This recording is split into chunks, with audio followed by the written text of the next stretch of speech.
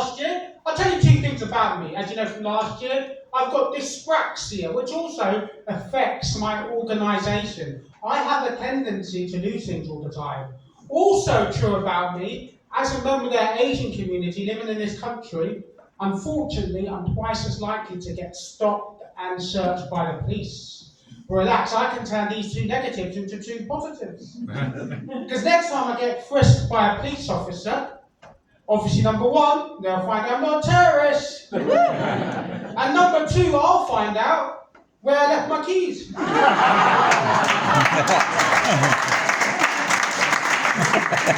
By the way, comedy isn't my only hobby. I like to try a different new social activity every week. The other day I took my friends to an escape room. Basically, I invited them to my overbearing Indian mother's house. Trust me, I've been trying to leave for 39 fucking years. I do the type of comedian I am. I'm a left-wing comedian. I'm known as a woke comedian. I'm awake to injustices around the world. And I think it's great that we live in a world where on certain platforms we have 70 different gender types. Because growing up in a traditional Indian household, you only recognise there's 2 things. Doctor, or not a fucking doctor. Guess which one I was. So I am woke, happy Pride Month. I came out to my parents recently. Unfortunately, I came out as Indian non-binary. Which to their disappointment means I don't identify as a doctor or accountant.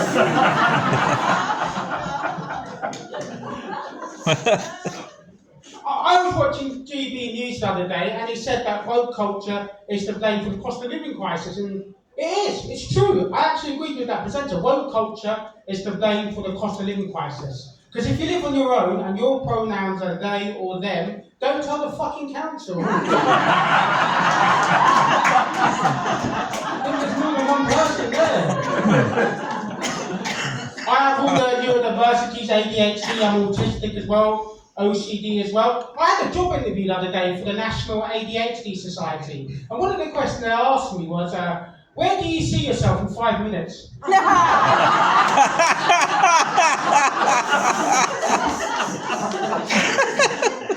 Speaking of jobs, I do what my parents do. My dad had that traditional Indian occupation of being a doctor. I never got to speak to him when he was younger. My mum didn't want me to have any contact with him. She was a GP receptionist.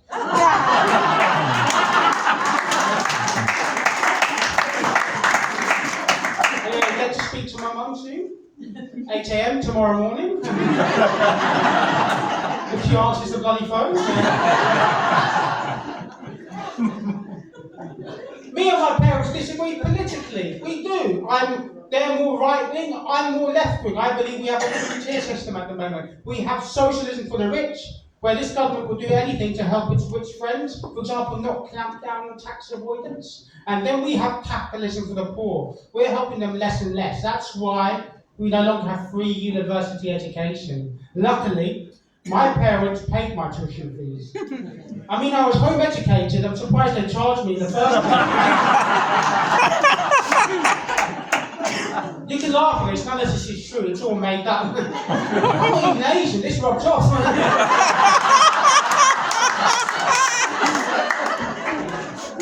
But it's true. I am thick as shit. I'm the thickest person in this room. I didn't go to university. I went to Church of England school where I failed my GCSEs, and I don't want my proud Indian parents to find out. Luckily, the Church of England are good at keeping secrets. It wasn't me, it was the Archbishop, so... Oh, this is nice. It's nice to make a room full of strangers laugh, thank you. Oh, it's not yesterday when I auditioned for Naked Attraction, but... It's good to see you again, Tony. Thanks for picking me up.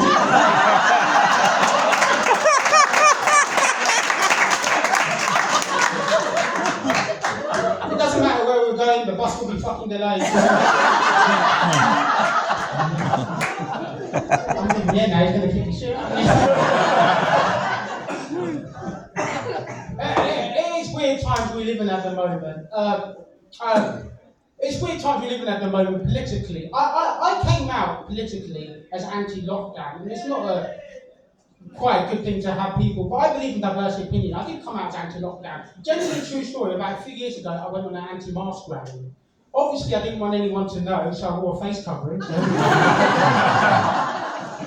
glad you laughed at that joke, thank you. When I wrote that joke on Facebook, it got 100 likes, so cheers. No. And the hardest thing about that was setting up the other 99 accounts. I am genuinely left-wing. I'm a bit of a wokey, but I think you should read everything. You have to read everything in case you missed a viewpoint you never saw before. I read absolutely every publication. I read the Daily Mail, the Daily Star, the Sun newspaper, the Guardian, Nexus magazine, the Spectator, and I don't stop fucking reading until security have chucked me out W.H. Smith.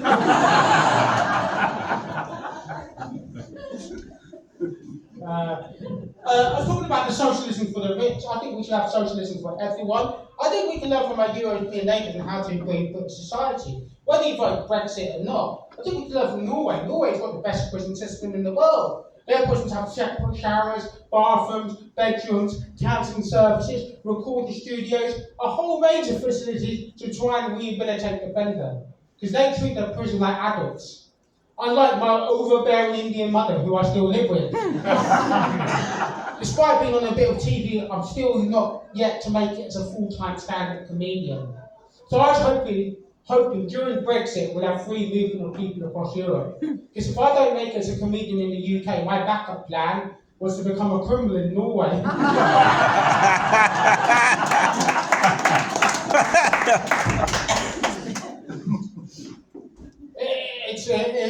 It's weird times at the moment. My overbearing Indian mother is the reason why I'm in therapy. Give us a cheer if you're in therapy. Woo!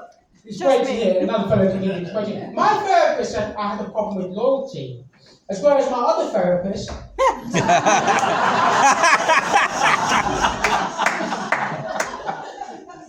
Being on the spectrum as well, it's very hard to know when you make friends or not. I always found it hard to make friends being on the spectrum.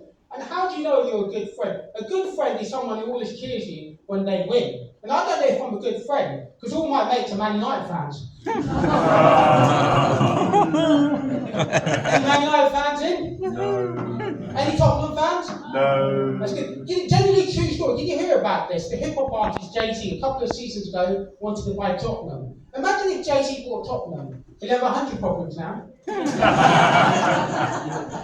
not going to like that, Joe. Another thing my therapist told me is that I'm obsessed with comedy. I should find another activity. I'm a massive fan of music, so I've started to get into music again. I never did before I got into comedy. So comedy's taken over, but massive fan of music. My favourite artist of all time is Bob Dylan. The other day, I saw someone do an absolute horrendous rendition of a Bob Dylan song, and it turns out it was Bob Dylan.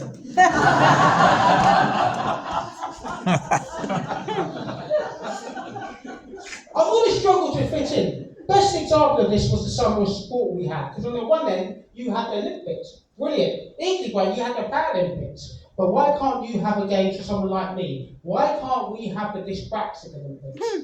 Come to think of it. Who wants to dyspraxic? Who's in for that? Woo! Yeah. I think we should have the dyspraxic Olympics, but then you got me thinking, that would be terrible. Because people dyspraxic like myself have a habit of turning up very late for events, organisation. So even Channel 4 plus 1 would struggle to show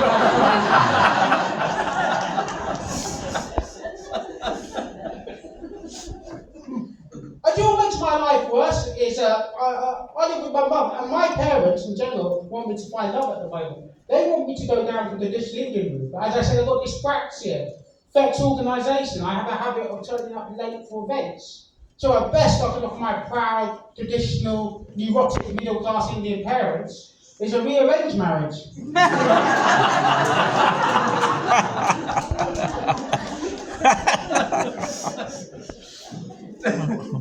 Not only that, I like being near the Virgin, but it's being worse being near the Virgin and being brown because you receive a lot of racism. Like a bloke the other day took one look at me and said, mate, go back to where you came from. And because I was dyspraxic, unfortunately, I had to ask him for directions first. That's how I met Tony.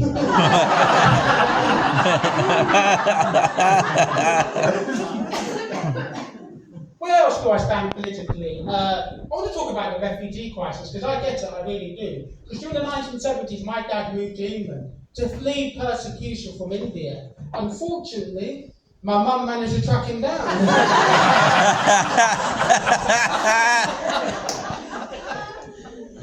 Speaking of immigration, I nearly didn't make it this gig. 2 trains were cancelled in Wimbledon. Therefore, if this government wants to stop the boats, then they should get the railway companies to operate them.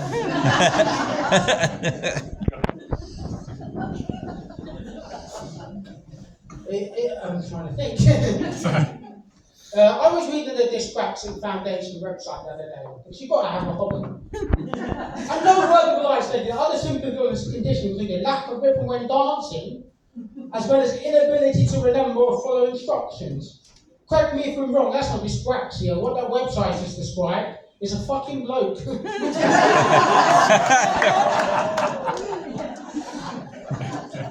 Furthermore, it said this condition is having problems carrying out those everyday tasks such as cooking, cleaning, and craft work.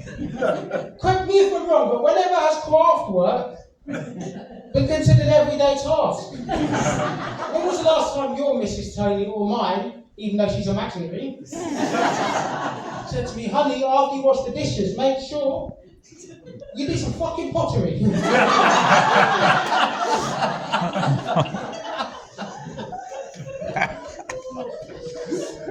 I don't have a therapist. I have depression though. Depression is tough, man, to deal with. You know Britain is the 6th richest country in the world, and yet we don't invest enough in talking therapy. Currently, there's a huge waiting list from the NHS. On the side note, I'm not even a comedian, I'm not. I'm just a depressed person who's realised it's quicker to become a stand-up to talk to someone.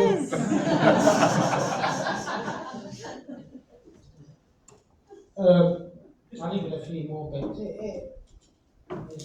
It's weird time to live at the moment. This is a nice gig to do, and it's often quite hard to talk about politics. Often when you talk about politics, you can divide the room. As a result, I never get to play the biggest rooms on the circuit. This is a lovely gig, by the way. In return, I never get to play with the biggest names on the circuit, sadly.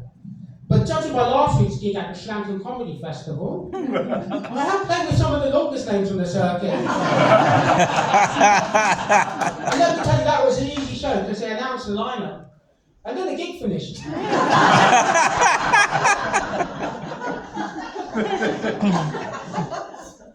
What's your name, madam?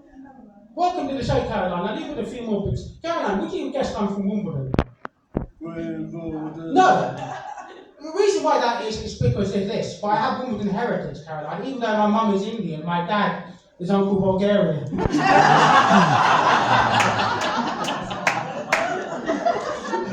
younger lot at the back, my mum fucked the Wumble.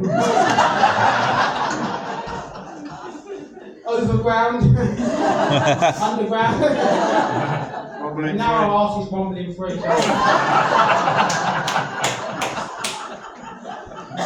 Stand-up comedy, I can barely do that. This is the only thing I can really do. Because I'm dyspraxia, I don't know what I mean. Often wonder, I'm a bit of a conspiracy theorist. Whenever you talk about certain conspiracy theory, often people call you a nut job without ever doing research into the issue themselves. Surely that's very close-minded. I often wonder, we don't do that in any other walk of life. I do research even when I look for the job I'm applying for. Then I wondered, what would a perfect job be for me? And then I realised this. I am dyspraxic. I have problems with spatial awareness, judging different distances, different heights, lengths, and widths. Therefore, I could get a job as an estate agent.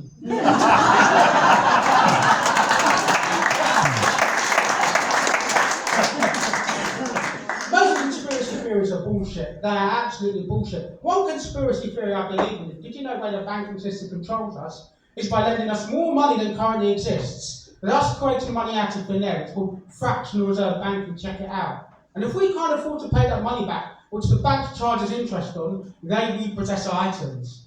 Now, colleagues at my first job ever said this made me a crazy conspiracy nut. As whereas my boss said, it made me a shit NatWest customer service advisor.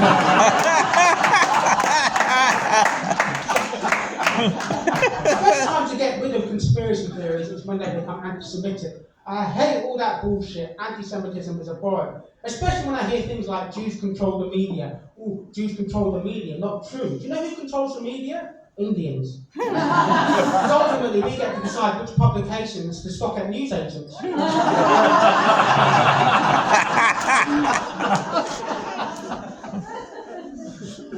I am terrible. I'll leave this. I am terrible at self-promoting. I usually bring business cards. I showed them the other day to my mum because, I proved that I'm actual stand-up comedian. I said, Mum, I've got business cards. This is how seriously I'm taking it. I even designed them myself by Vistaprint. That is how seriously I am taking this shit. Maybe you could show it to some of your friends and they could pick me for a gig. And do you know what my mum said? Mum said, yeah, okay. She said, yes. She said, yes, finally, after all these years, she's accepted my career choice. Until the other day, I got a phone call from one of my mum's friends. This is a big deal. I got a phone call. And she phoned me up and asked me to design her some business cards.